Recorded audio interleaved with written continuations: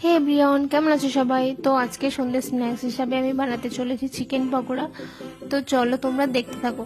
তো আমি এখানে নিয়ে নিয়েছি 250 গ্রাম মতো চিকেন, তার মধ্যে একটু দিয়ে দিলাম লেবুর রস, তারপর দিয়ে দেবো 1 চামচ মতো লঙ্কার গুঁড়ো, জিরে গুঁড়ো, হাফ চামচ মতো গরম মশলা গুঁড়ো, ধনে গুঁড়ো, মরিচ গুঁড়ো আর আদা রসুন বাটা। তো তারপর এটা আমি ভালো করে মিক্সড করে নেব। দেখো আমার মিক্সড করা হয়ে গেছে। তারপর এটা কিছুক্ষণের জন্য ঢাকা দিয়ে রেখে দেব, প্রায় 15 মিনিট মতো। 15 মিনিট পর তারপরে এখানে দিয়ে দেব একটা বড় সাইজের পেঁয়াজ কুচি, 3-4টে লঙ্কা কুচি আর একটা ডিম।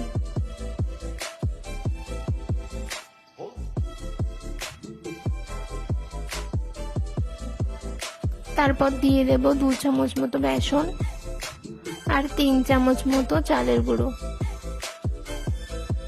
তারপর এটা একটু ভালো করে মিক্স করে নেব। দেন এর মধ্যে দিয়ে দেবো একটু স্বাদ মতো নুন আর একটু হলুদ গুঁড়ো। তো চলো এবার ফ্রাই করে নিই।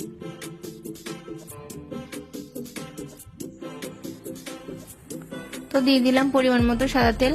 এবার তেলটা গরম হলে একে একে দিয়ে দেব ম্যারিনেট করা চিকেনগুলো।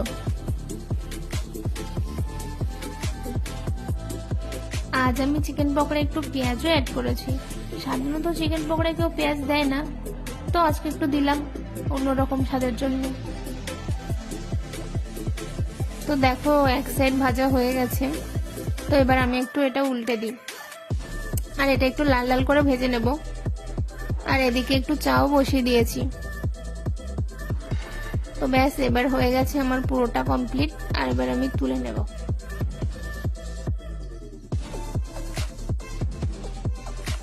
তো দেখো রেডি আমাদের সন্ধ্যের টিফিন।